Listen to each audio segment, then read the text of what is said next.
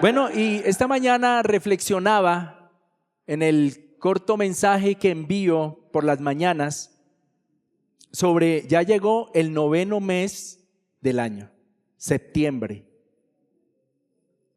Y ya han transcurrido varios meses exigentes en todos los sentidos, en todos los escenarios.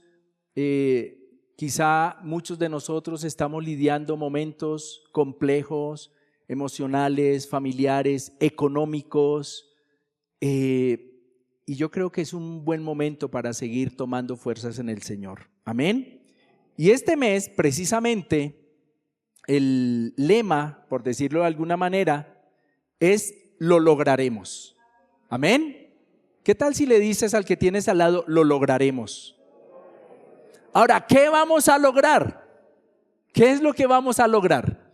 Vamos a ver hoy qué nos dice la palabra de Dios, y quiero que abramos juntos la Biblia, si la trajiste, en Zacarías, con Z, en el capítulo 4, verso 6.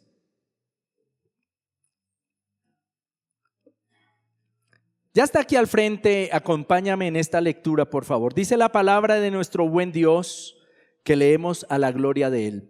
Entonces el ángel me respondió y me dijo, es la palabra del Señor a Zorobabel, que le dice, yo no actúo por medio de un ejército, ni por la fuerza, sino por medio de mi espíritu, lo ha dicho el Señor de los ejércitos. Amén.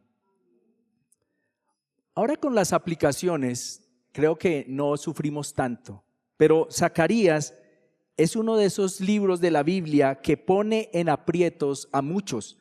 Les aseguro que más de uno estamos, ¿Zacarías? ¿Eso está en la Biblia? Pues está en la Biblia. Y estamos más familiarizados con el Nuevo Testamento, con los Salmos, Proverbios. ¿Cuál es el primer libro de la Biblia? ¿Y el último? Y lo sabemos. Pero Zacarías es un libro, no nos mintamos, que poco leemos. Y Zacarías hace parte de los llamados profetas menores.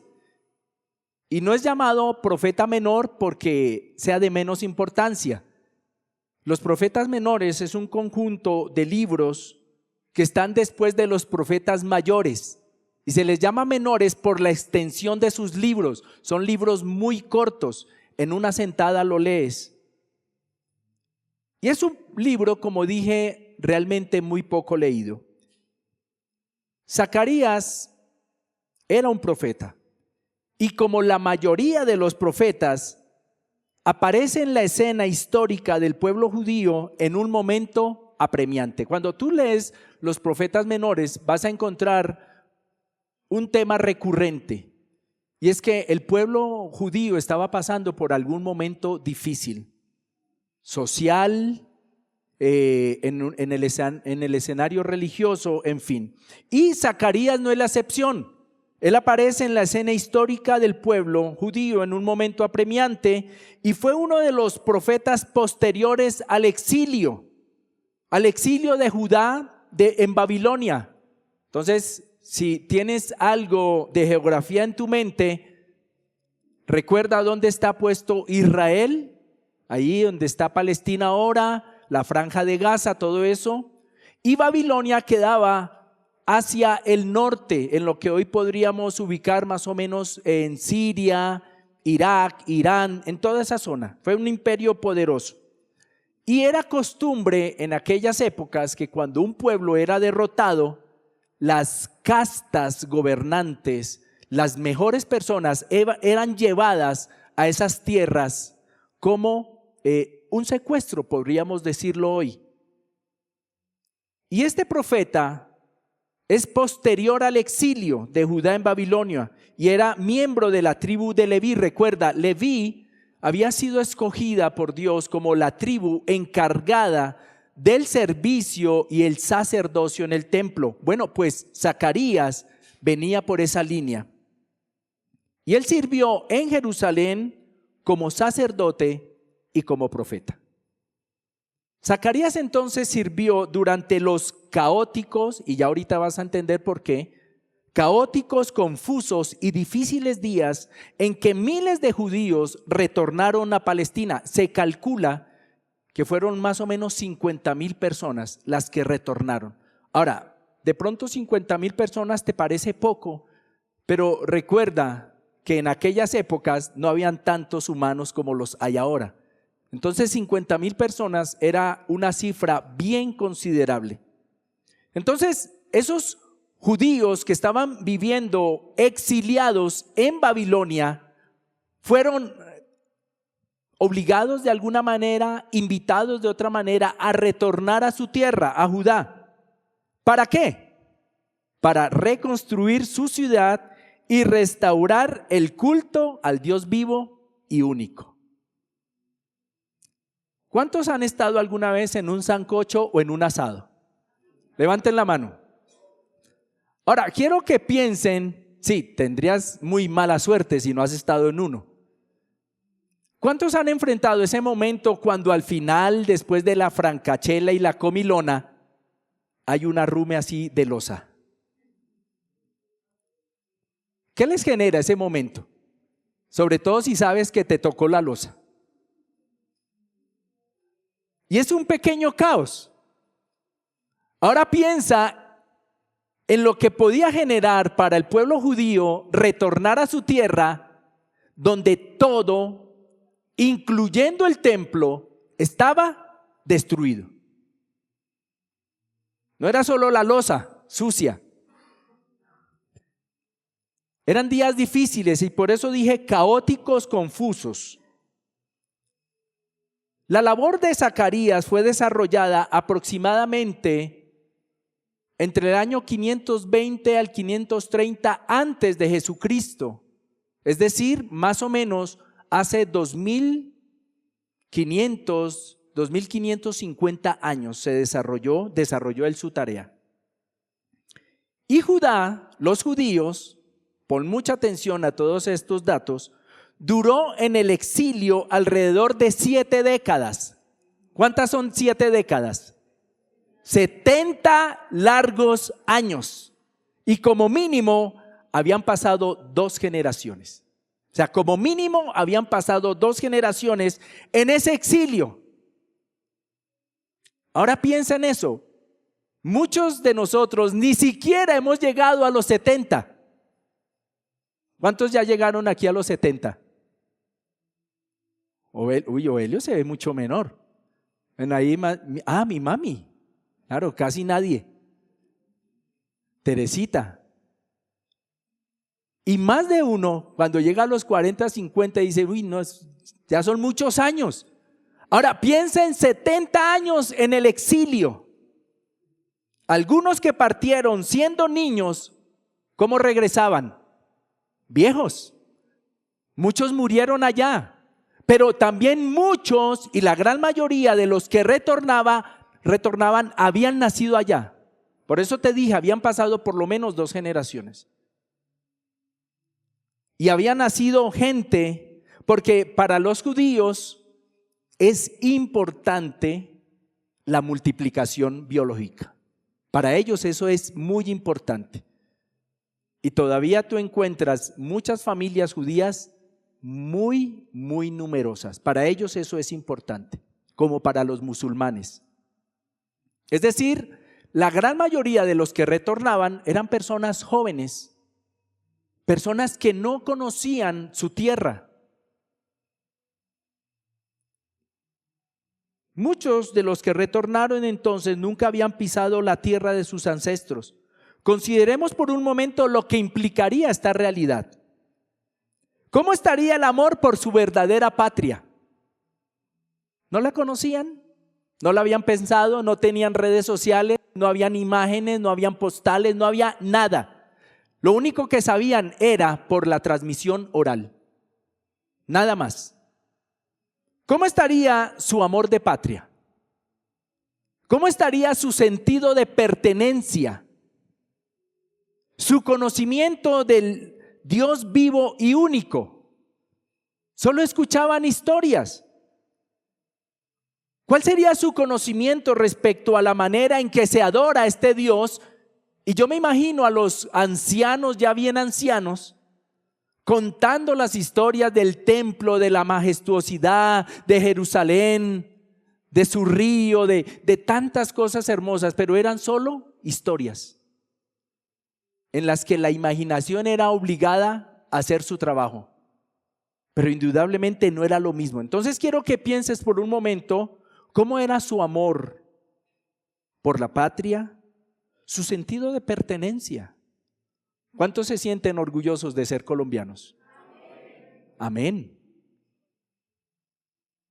Personalmente yo considero que mi tierra es la mejor.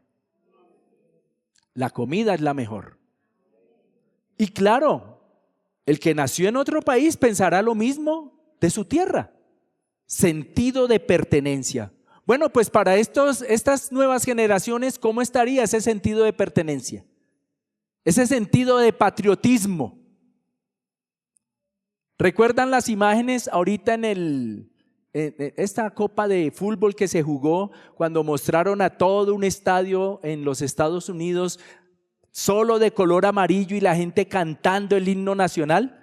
Personalmente me emocioné hasta las lágrimas. Y he tenido la oportunidad de estar en otros sitios y poder sentir esa nostalgia, ese amor por la patria.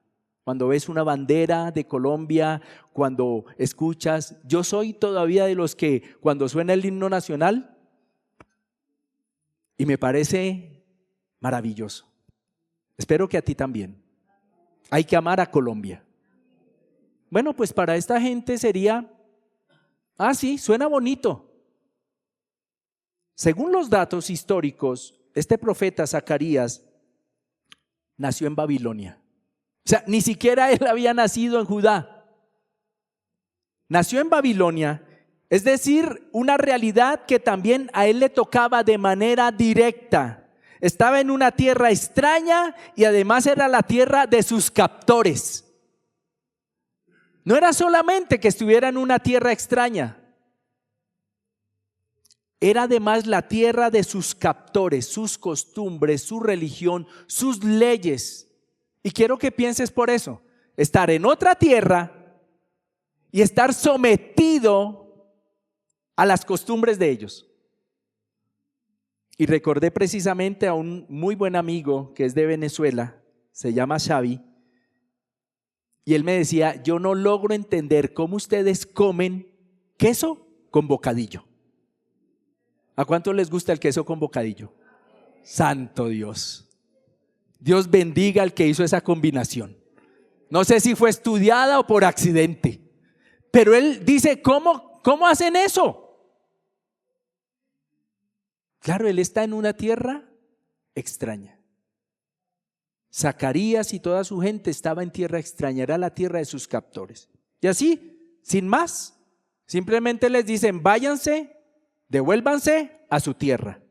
Ahora, volvamos a las tierras de Palestina. Para los recién llegados, porque es que Zacarías comienza a hablar. Recuerda que la tarea del profeta es hablar al pueblo de parte de Dios. Ya estamos en la tierra, o sea, Zacarías desarrolla su ministerio, o más bien continúa su ministerio ya estando allí en Judá. Entonces volvamos a las tierras de Palestina.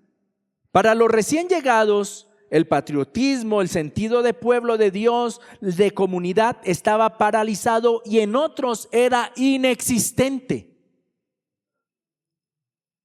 Y si yo de alguna manera logro ponerme en los zapatos de ellos, los puedo comprender perfectamente.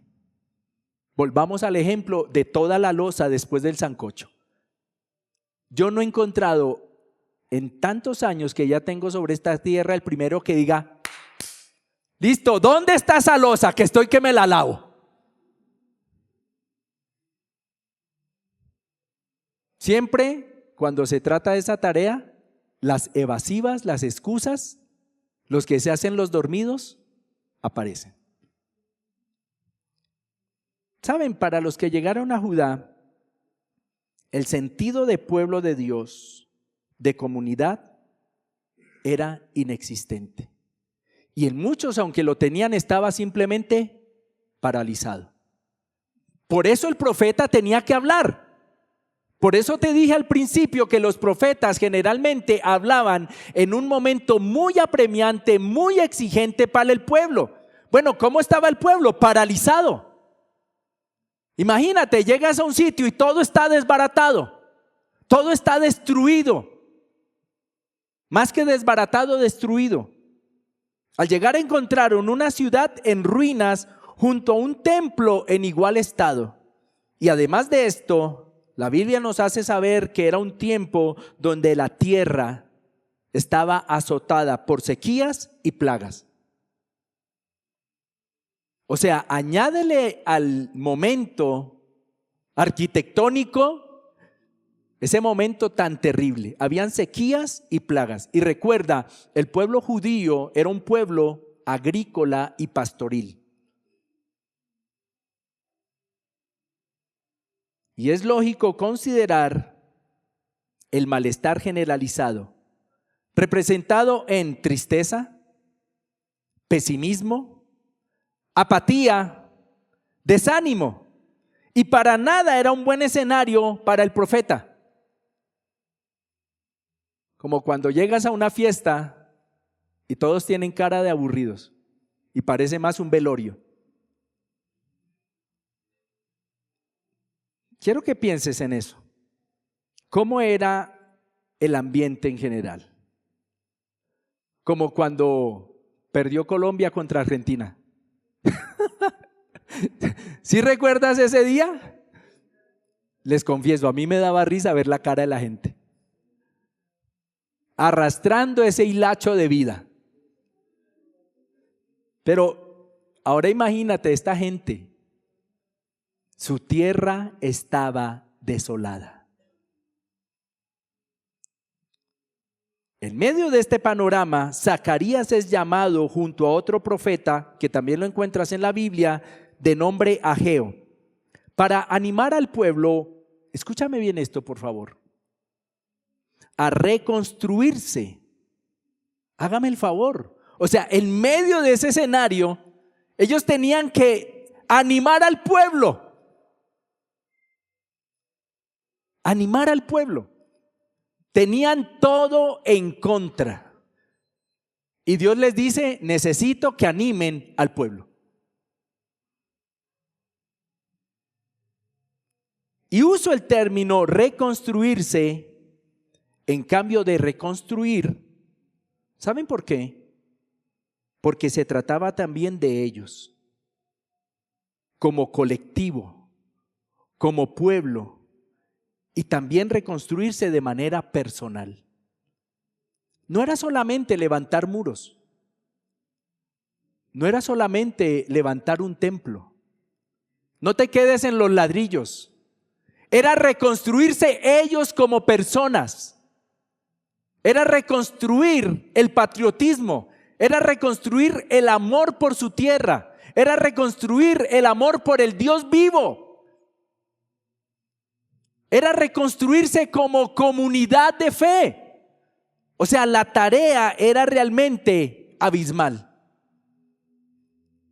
La tarea era reconstruir la ciudad, el templo y generar un avivamiento espiritual porque realmente lo necesitaban. Y recordé los días posteriores al confinamiento de pandemia, que todos fuimos engañados. Vamos a hacer un simulacro. ¿Y el simulacro cuánto duró? Y todos decían cuarentena. Cuarentena son 40 días. El término correcto es confinamiento.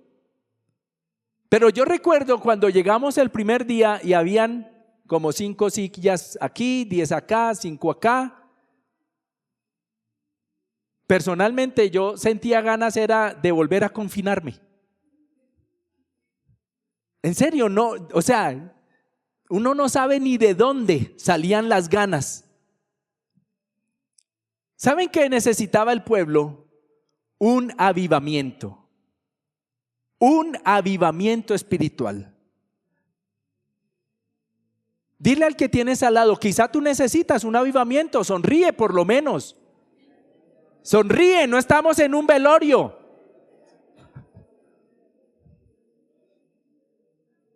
Amén, amén. ¿Quién vive? Y es en medio de todo esto que Dios, haciendo uso de un ángel, habla al profeta. Pon mucha atención. ¿Quién le cortó el cabello a Sansón? No, fue un hombre. No fue Dalila. ¿Ves que a veces no pones atención? Ay, pastor, sí, era un peluquero. Por eso les va tan bien. Zacarías capítulo 4, verso 6, nuevamente lo leemos. Escucha. Entonces el ángel me respondió y me dijo: es la palabra del Señor, ¿a quién? ¿Qué le dice? Leamos juntos. Yo no actúo por medio, lee, ni por la fuerza. ¿Lo ha dicho quién? Es el medio, y por eso era importante que tú supieras la situación que estaba viviendo el pueblo de Israel. Era importante que tú te ubicaras para que tú comprendas por qué Dios le mandó a decir eso a Zorobabel. Seguramente enterados de todo esto, así sea de manera somera, entenderemos un poco más las razones de esta palabra dada primeramente al profeta Zacarías, después a Zorobabel y después al pueblo y hoy a nosotros. Este Zorobabel era el encomendado por el rey Ciro de Persia para la reconstrucción del templo y la ciudad. No nos vamos a detener por qué llegaron a ese punto. Lo cierto es que Ciro, el gran rey de Persia, encomienda a Zorobabel que vaya y reconstruya el templo y la ciudad. Dios había prometido a los judíos que la aflicción por la destrucción de Jerusalén se convertiría en alegría cuando se reconstruyera la ciudad.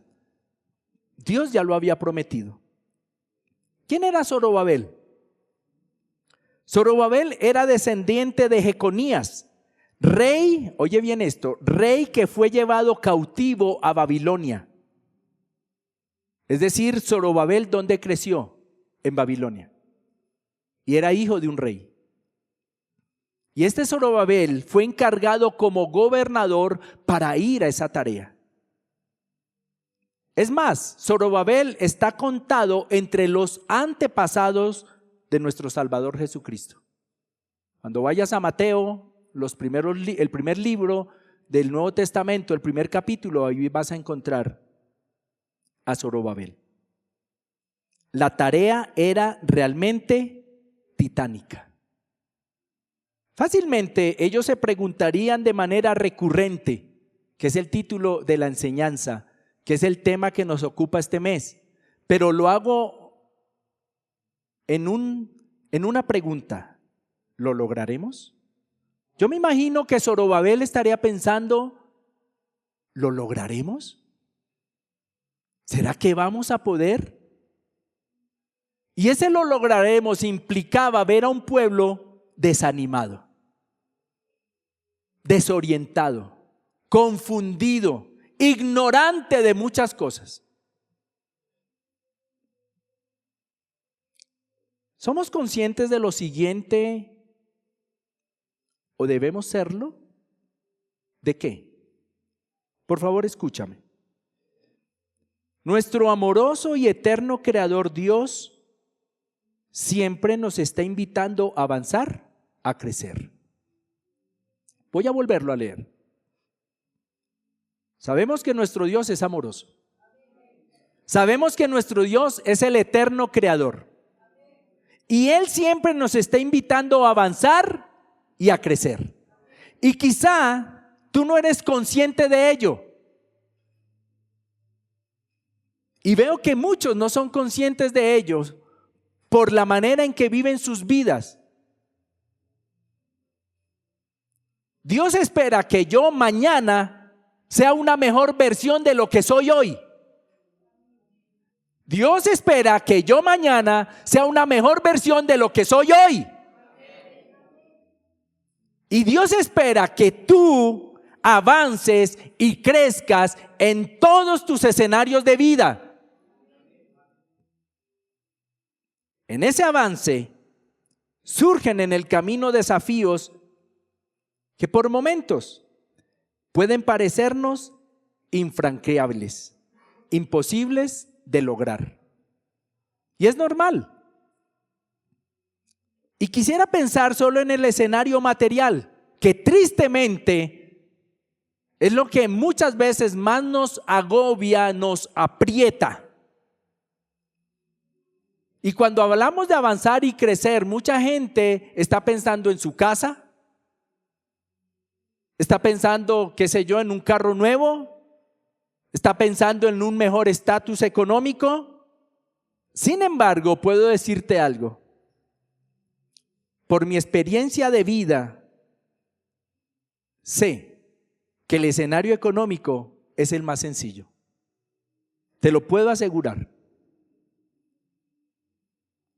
¿Saben por qué? Porque hay asuntos más exigentes y de más compromiso. Te voy a poner un ejemplo muy pequeño.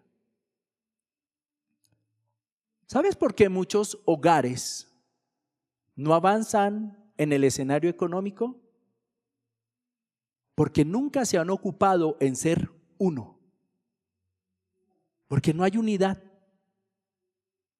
Entonces están más preocupados por facturar que por ser uno realmente. Conseguir dinero trabajando es lo sencillo. Lo complejo es cuando Dios nos dice, sean uno.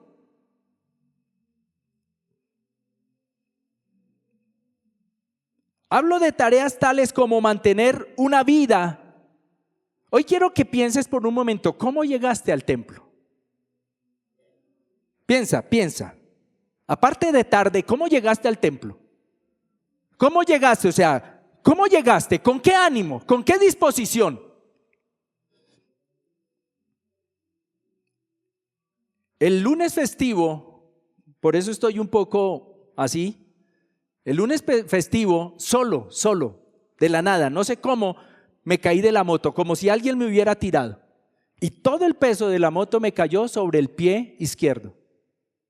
Se puso morado, dolió mucho, en fin, etcétera. Unos señores de un carro me ayudaron porque no pude incorporarme, no podía sacar el pie de debajo de la moto. Y como era festivo, no había casi nadie. Unos señores se bajaron del carro, me ayudaron, me dijeron, ¿está bien? Y uno como buen macho dice, sí. Y estaba que me doblaba del dolor. Cuando logré superar como el impasse, tomé la moto y seguí. Iba para el trabajo. Y trabajé hasta las 6 de la tarde porque el dolor ya no pude más. Y alguien me decía al otro día en el trabajo, ¿y usted se quedó trabajando? Claro, de aquí para arriba yo estaba funcionando. ¿Por qué no iba a trabajar? ¿Saben? Le damos tanto al trabajo, le damos tanto a tantas cosas. ¿Por qué no a Dios? ¿Por qué no a Dios? ¿Por qué no a Dios le damos lo mejor? ¿Me hago entender? ¿Me hago entender? ¿Cómo mantener una vida espiritual plena, nutridora y poderosa? No aburrida. No que voy a la iglesia para que el pastor no me esté importunando, preguntándome o diciéndome, ay, los extrañé. No. Yo hablo de cómo mantener una vida espiritual plena, nutridora y poderosa día a día. Cada día, cada instante, cada momento. ¿Cómo lo logro? Y eso es un alto compromiso. En un mundo donde muchas veces vamos a la iglesia solo para tranquilizar mi conciencia o para que tenga buena suerte aquí para adelante. Y por eso te pregunto, ¿cómo llegaste a la iglesia? ¿Cómo es tu día a día en tu vida espiritual? ¿Cómo es tu compromiso con el Señor? Hablo de tareas tales como someter nuestra voluntad y carácter al propósito de Dios, viviendo los cambios que Él quiere y nosotros sabemos necesitamos. En estos días alguien me decía, pastor, pero ¿hasta dónde debo humillarme? Me la pusiste fácil. Jesús, siendo Dios, se hizo hombre. Y siendo hombre se hizo siervo. Y siendo siervo entregó su vida por nosotros. Hasta ahí nomás tienes que humillarte. O sea, no le vayas a ganar a Jesús. Por favor, no le vayas a ganar a Jesús. Y cuando enfrento situaciones y problemas y situaciones que a veces implican personas de la iglesia, les pregunto, ¿qué pensaría Jesús? ¿Cómo actuaría Jesús? ¿Cómo reaccionaría Jesús? ¿Estaría de acuerdo en la manera en que contestaste? ¿Estaría de acuerdo en la actitud que tomaste? ¿Estaría de acuerdo? ¿Dios estaría de acuerdo con la manera en que le hablas a tu esposa, a tu esposo? ¿Dios se saltaría el torniquete de Transmilenio? No lo sé. Tú contéstame. Someter nuestra voluntad y carácter al propósito de Dios, viviendo los cambios que Él quiere y nosotros sabemos, necesitamos. ¿Sabes por qué? Porque lo sabemos. Mantenernos avivados en y con Dios. Crecer en nuestras relaciones interpersonales. Dicho en otras palabras, escúchame esto, llevarnos bien con todos los que podamos, siendo responsables con nuestras decisiones, emociones y reacciones. Que ya paremos de utilizar esa frase, fue que me sacaste la piedra. No, sé responsable. A ti nadie te saca la piedra, tú te la dejas sacar, que es distinto. Que es muy distinto. Entiendo que las sonrisas se hayan acabado. Porque el alto compromiso se trata también de dejar atrás pecados y prácticas destructivas.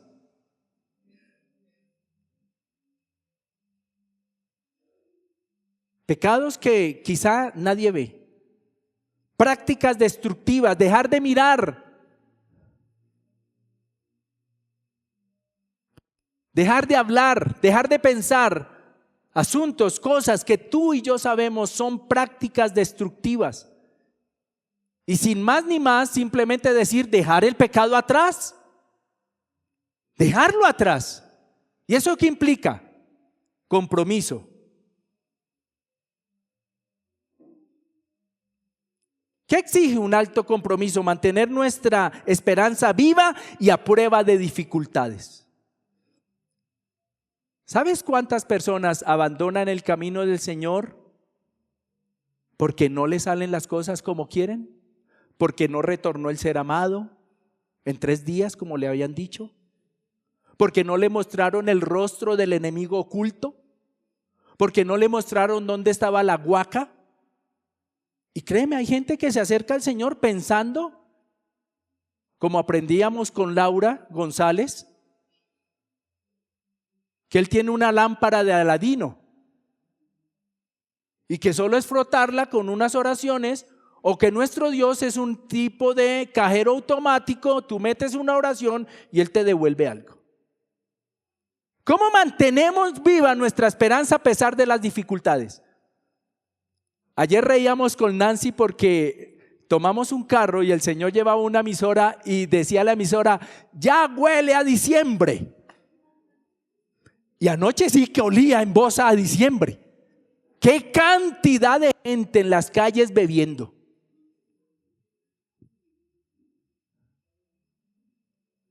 ¿Qué cantidad? Y ya música decembrina. Y sabes, ahorita comienza la mortandad de muchos cristianos. Dicen que están tristes, que están deprimidos, que las cosas no salen como ellos quieren, pero es mentira. Lo que quieren es ir a pachanguear. Eso es lo que quieren. Sí, seamos honestos, ya tranquilos. En febrero vamos a recoger lo que quede.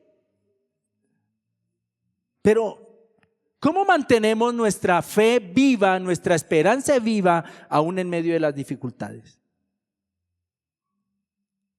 Un alto compromiso, tener una fe inamovible a pesar de lo que veamos o vivamos en nuestra familia, en nuestra pareja, en nuestros hijos.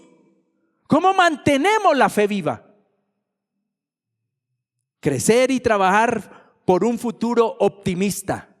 Pregúntale a cualquiera, ¿cómo va? Y Dios mío, es una tanda de quejas.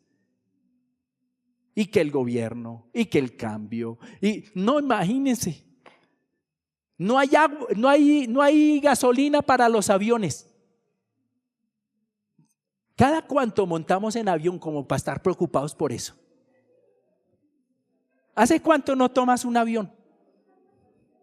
Pero todo el mundo ahora está preocupado porque hace falta gasolina para los aviones. Bueno, para Mafe, ojalá montes mucho en avión. Confiar en que nuestras palabras, óyeme esto. ¿A cuánto les gustaría esto? Escúchame. Confiar en que nuestras palabras y testimonio contribuyan para que otros conozcan a Jesús como Señor y Salvador. Eso sí es un alto compromiso. Y podríamos extendernos en esta lista de lo que sabemos es la voluntad de Dios. Mira lo que dice la palabra de Dios en Deuteronomio capítulo 30. Este mandamiento que hoy te ordeno cumplir, me encanta este texto. Me encanta, sobre todo para los que dicen, ay, ¿cuál es la voluntad de Dios? Estoy orando para que Dios me revele su voluntad. Y llevan en esa oración 20 años. Escucha, este mandamiento que hoy te ordeno cumplir no es demasiado difícil para quién, ni se halla dónde. No está en el cielo como para que digas, ¿quién subirá por nosotros al cielo y nos lo traerá para que lo escuchemos y lo cumplamos? Tampoco está al otro lado del mar como para que digas, ¿quién cruzará el mar por nosotros y nos lo traerá para que lo escuchemos y lo cumplamos? Dice Dios, a decir verdad, la palabra está muy cerca ¿de quién? De mí. Está en tu boca y en tu corazón, ¿para qué? Voluntad de Dios. Y esto es importante. Recuerda el título de la enseñanza, ¿lo lograremos? Esto es importante, la voluntad de Dios. Es vital tenerlo presente. Todo lo que ocurrió alrededor de la vida y el llamado de Zacarías, de Zorobabel, era la voluntad de Dios, no era una ocurrencia de Zacarías. El profeta lo tenía totalmente claro, él estaba haciendo la voluntad de Dios y por ello es vital para nosotros como hijos de Dios. ¿Cuántos son hijos de Dios? ¿Cuántos son hijos de Dios? Que nos ocupemos en conocer y entender la voluntad de Dios. Dios, ¿por qué estará más interesado? ¿Porque tú tengas casa propia o porque tengas un hogar? Piénsalo. ¿Por qué estará más interesado? Y aunque Zacarías y Zorobabel estaban haciendo la voluntad de Dios, estaban viviendo momentos apremiantes, difíciles. Saben, a nosotros nos puede pasar igual. A pesar de estar viviendo y haciendo la voluntad de Dios, tendremos momentos en los que creer que lo lograremos será desafiante. Te pongo un ejemplo pequeñito: perdonar. A muchos se nos dificulta perdonar. Y lo vemos, pero sabemos que es la voluntad de Dios. Sabemos que Dios quiere que perdonemos. Me refiero a cosas como esa. ¿Cuántos son aquí iracundos? Levanten la mano, por favor. Algunos la levantan así. Pensarán que, ay, sí, él es iracundo, pero poquito. ¿Tú crees? Ahora, para esto no voy a pedir que levantes tu mano, pero en medio de esas iras cometemos errores, decimos cosas que no queremos, tomamos actitudes que no queremos. ¿Tú crees que Dios quiere que tú tengas todo el control de tus emociones? ¿Tú crees que Dios quiere que tengas todo el control de tus emociones? Voluntad de Dios. Para Zacarías la tarea era abrumadora en medio de su humanidad y sus fragilidades como nosotros. Y hay un dato bien curioso, porque providencialmente Zacarías significa el Señor ha recordado. La gran mayoría de nombres tienen un significado. Zacarías no es la excepción, significa el Señor ha recordado. ¿Y sabes? Dios le recordó a Zacarías que esa tarea no podía hacerse con un ejército o con la fuerza personal, se necesitaría algo más. Como hoy a nosotros también Dios nos lo recuerda. Para hacer lo que Dios nos ha llamado a hacer, se necesita algo más que la capacidad humana. Porque nuestra tendencia es a confiar o desconfiar, primero, en nuestras habilidades humanas. ¿Qué quiero decir con esto? Si solamente confiamos en nosotros, caemos fácilmente en la soberbia, la autosuficiencia, y si desconfiamos de nosotros, caemos en la derrota, en la frustración, en el pesimismo total. Y por esa razón, en ocasiones, ni lo intentamos. En algún momento nos cansamos, nos rendimos o en lo que somos magos todos, posponer. Mañana. No, la otra semana, no, el otro año seguro. Tú mismo piensa en cuántas promesas que hiciste el año pasado, este año, las has quebrado. Y por eso Dios nos invita a que lo primero, no olvidemos que somos limitados, débiles, frágiles, finitos y pecadores. Eso es lo que tú y yo somos. Y por eso, depender de Dios es la opción. Dios nos recuerda, no dependas de ti. Y esto me pareció paradójico, escucha, cuenta contigo, pero no dependas de ti. Y es paradójico, o sea, puedo contar conmigo, mas Dios me dice no dependas de ti. Dios lo que desea es que dependamos totalmente de Él. Eso es lo que Dios quiere. Pero que yo sí cuente conmigo, porque finalmente, ¿quién toma las decisiones? Tú tomas las decisiones.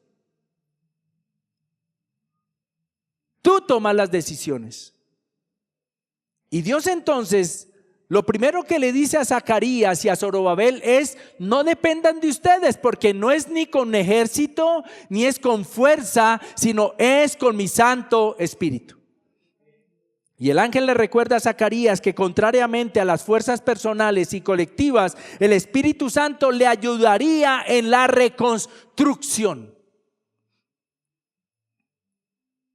¿Quieres unas buenas finanzas en tu hogar? Yamile, qué bueno. Yamile sí quiere unas buenas finanzas en su hogar. Yamile, ¿quieres unas buenas finanzas en tu hogar? ¿Alguien aquí quiere unas buenas finanzas en su hogar? Sean uno. Sean uno. Todo lo que estorbe, quítenlo. Pastor, ¿y cómo descubrimos que somos uno? Sencillo. Cuando lleguen los recibos a pagar, ahí descubren ustedes qué tanto son uno.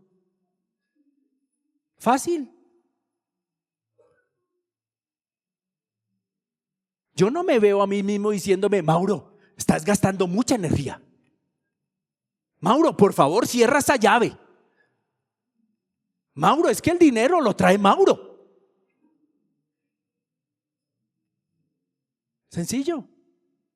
Sean uno. Y les aseguro que la bendición llega fluida. Amén a eso.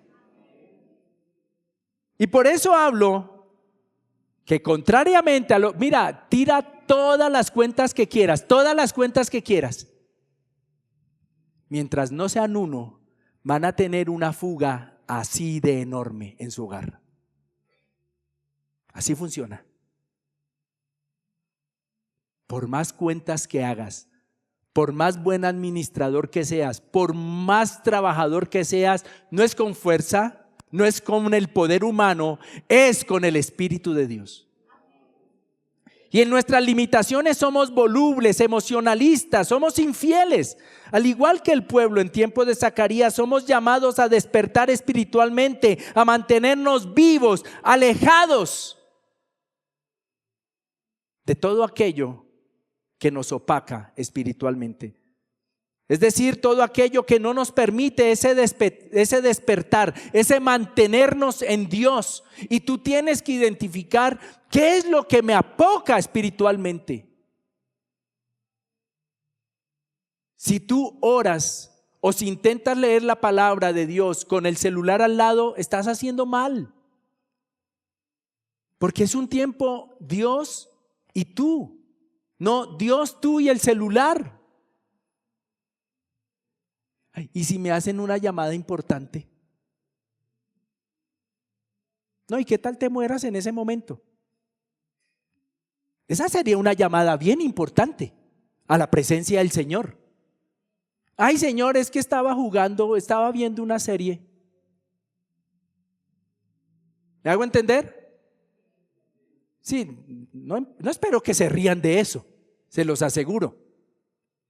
Solo espero que tú y yo entremos en conciencia que nos aleja de Dios, que no nos permite mantenernos vivos, avivados en el Señor. Y eso lo erradiquemos. Y me ha pasado, a mí me ha pasado, quizá a ti no. Escucho una predicación, escucho una canción hermosa, veo algo que de alguna manera me habla y sé que es de parte de Dios y decido, voy a hacerlo, voy a adquirirlo, voy a cambiar, voy a dejar esto o aquello, pero es un fogonazo y vuelvo atrás, tristemente, porque dependí de mis fuerzas. Y vivimos fogonazos espirituales. Y quizá más de uno hoy salgamos, sí, Señor, no es con espada, no es con ejército, es con tu Santo Espíritu. Y mañana, apenas nos toque madrugar, apenas enfrentemos la vida, descubrimos que fue un fogonazo.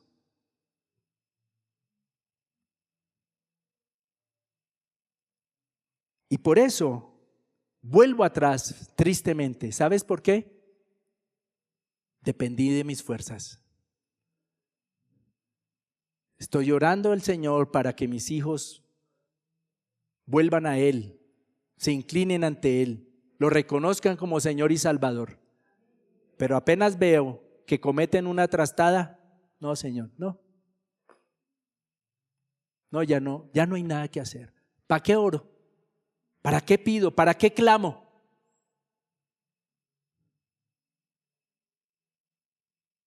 Y nos pasa quizá como la canción, tanto trabajar y no tengo nada.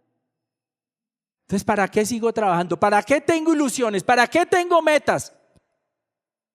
Dependiste de tus fuerzas. Fue un simple fogonazo. Y Dios no quiere fogonazos en su pueblo. Dios quiere un avivamiento total y constante. Y eso se logra cuando tú y yo dependemos de Dios y no de nuestras fuerzas.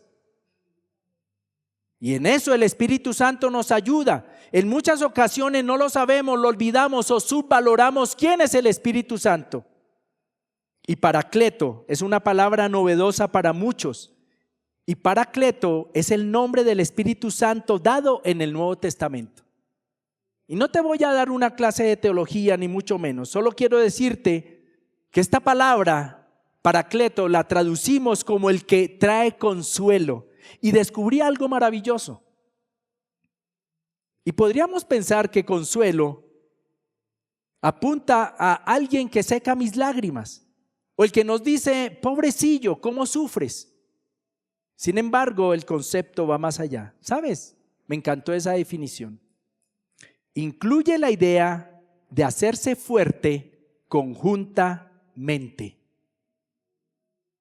Préstame el bastón, Nancy, por favor. ¿A qué se refiere? Yo tengo lastimado el pie. Si lo apoyo mucho me duele. Pero este bastón no solamente me hace dar apoyo, sino que me brinda fuerza. De alguna manera, este bastón me sirve de consuelo y me recuerda que puedo seguir caminando, a pesar de mi dolor, a pesar de la molestia. Excelente ejemplo. El Espíritu Santo no solamente seca nuestras lágrimas. El Espíritu Santo camina junto a nosotros para darnos nuevas fuerzas. Incluye la idea de hacerse fuerte de manera conjunta, dejando de lado todo individualismo, es decir, uno que fortalece al otro, y eso es maravilloso. Si no puedes con algo, el Espíritu Santo está para darte las fuerzas. No tienes que hacerlo solo. Y me fascina la idea de saber que el Espíritu Santo se identifica con mi debilidad. Y mientras muchos, y lo entiendo y está bien, cuando comienzan a hacer burla de mi cojera, el Espíritu Santo no lo hace. Y no, puedes seguirlo haciendo, no tengo problema con eso, solo quiero que me entiendas.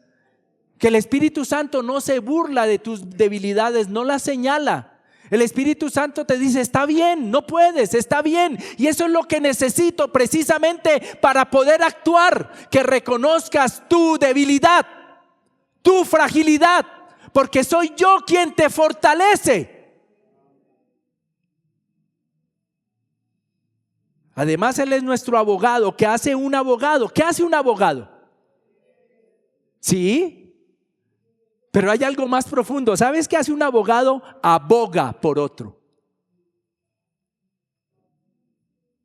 No se trata solo de defender. ¿Qué es abogar por otro? ¿Sabes qué es abogar? Hablar bien del otro. Interceder a favor de. Por eso los pelados que se ocupan de caerle bien primero a la suegra, la hacen bien.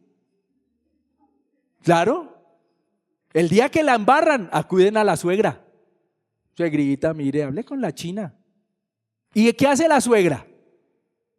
¿Qué hace la suegra? Aboga. Ay, mamita, téngale paciencia. Es que es inmaduro, compréndalo. ¿Me hago entender? Abogar es hablar bien del otro, interceder a favor de. Escucha esto. Cuando pensé en esto, consideré lo siguiente. Ponte el cinturón de seguridad. ¿Cuántas veces habremos sido defendidos de nosotros mismos? El Espíritu Santo quiere que pienses lo mejor de ti, que tengas un amor propio saludable, una estima adecuada, y tristemente somos los que más palo nos damos. No soy digno, no puedo. Como me dijo alguien en estos días, esto me desborda. ¿Sabes cuál es la persona que habla más mal de Mauro? Mauro. ¿Sabes cuál es la persona que habla más mal de ti? Tú mismo. No puedo, esto me quedó grande, esto es para otros. Sí, soy hijo de Dios, pero más bien como tataranieto, porque... Y me di cuenta que en muchos escenarios yo mismo me lacero, me doy palo. No es tan importante lo que otros digan de ti como lo que tú mismo dices de ti. Y sabes, el Espíritu Santo me defiende de mí mismo. Y Él cada día me recuerda, tú eres un hijo de Dios. Y aunque para muchos tú no eres digno, para mí lo eres. Y aunque muchos consideren que eres incapaz, yo creo que tú eres capaz. Por eso Dios me recuerda quién soy a través del Espíritu Santo. Dios me recuerda que como hijo suyo se trata de su voluntad. Entiendo entonces que como hijo de Dios no será suficiente tener ganas, planificar bien, tener las mejores intenciones. Cuando se acaben las fuerzas, la idea es que el Espíritu Santo, y la verdad es que el Espíritu Santo estará siempre dispuesto a socorrernos. Ahora pregunto, ¿lo lograremos? ¿Qué necesitas alcanzar, mi hermano? Quizá estás luchando con tu propio carácter. Y quizás solo piensas en las personas que son iracundas y que andan peleando con todo el mundo. No, piensa también en las personas que se deprimen por todo, que se ponen tristes por todo, que andan pesimistas en todos los escenarios de vida. Piensa en aquellas personas que ven todo como un enorme problema. Y por eso te pregunto, ¿lo lograremos? ¿Lograrás perdonar a esa persona que te hizo tanto daño? ¿Lograrás superarte a ti mismo en esa apatía, en ese pesimismo? ¿Qué necesitas alcanzar, mi querido hermano? Quiero preguntarte de manera sincera. ¿Qué necesitas alcanzar? Entonces el ángel me respondió y me dijo, es la palabra del Señor a Zorobabel que le dice, yo no actúo por medio de un ejército ni por la fuerza, sino por medio de mi espíritu. ¿Quién lo ha dicho? El Señor de los ejércitos.